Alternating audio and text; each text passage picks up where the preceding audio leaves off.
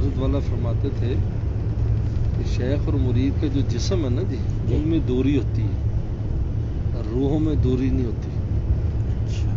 اور اس کی مثال دی جیسے بلب ہے، دور دور تک دو بلب جل رہے ہوں، ان کی روشنی آپس میں ملی ہوئی ہوں گی، وجود ان کا دور ہے. اسی طرح پر شیخ اور مرید کا معاملہ ہے. اس لیے حضرت جو شاہ فضل الرحمان صاحب گنج مراد آبادی فرماتے تھے، کوئی چڑیا قاز سے آتی ہے اور یہیں بیٹھ کر انڈے سیتی ہے ہندوستان سے. انسان میں تو اس سے کہیں بڑی اللہ نے طاقت رکھی. اس لیے اور لیکن اس میں مرید جو ہے وہ چونکہ وہ ایک سمندر کی طرح، شیخ کی روح ایک سمندر کی طرح، مرید کو چاہیے اس میں سے اپنا حصہ نکالے. جب توجہ کرے گا، مراقبہ کرے گا، ان کے قلب کی طرف متوجہ کرے گا تو وہ آئے گا، وہاں سے فیضان آئے گا اس میں. وہ تو سمندر ہے، وہ تو بڑی جگہ ٹھہرا ہوا ہے. لیکن آپ جب بھی کوئی پانی کی ٹھہرا تو آپ نہر کھودو گے تو وہ پانی آئے گا، تحرک کرے گا فوراً.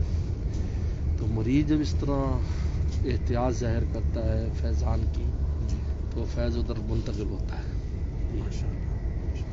تو یہ بالکل اس میں کوئی استبعاد نہیں، ایک اس راستے کی ایک عام چیز ہے.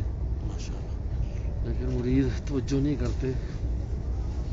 اس لیے پہلے زمانے میں تو مراقبہ شیخ کرایا جاتا تھا، آج کل تو مشائخ نے منع کر دیا.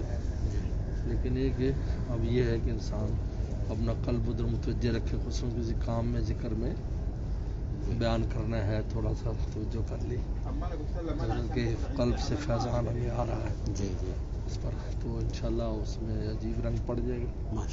تو بتایا وہ تو ہوتا ہے، ٹھہرا ہوا ہے وہ آپ کو. تو چونکہ آپ کو مرید ہونا یا تعلق ہونا محبت کا یہ دلیل ہے کہ آپ کو وہاں سے کنیکشن کی اجازت ہے.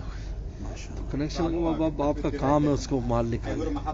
اس لیے حضرت فرماتے تھے کہ جو شاہ عبد الغنی پھول پور رحمۃ اللہ علیہ کہ ایمان کے بعد سب سے بڑی نعمت مناسبت والا شیخ ہے. جتنا چاہے اب اس سے آپ فائدہ حاصل کر سکتے ہیں. عبداللہ مسعود فرماتے ہیں قلوب العارفین معرفت معدن تقوی، تقوی کے معدن ہے. معدن ہوتا ہے جس سے بے شمار مال آپ نکال سکتے ہیں. کان ہے، ٹرک بھرتے ہوں، کان ختم نہیں ہوتی. اور جگہ تو تھوڑا بہت ملے گا، لیکن یہاں پر تو پوری کان ہے. لہٰذا اب مرید کا کام ہے کہ وہ فائدہ حاصل کرے. یہ اصل بات ہی ہے.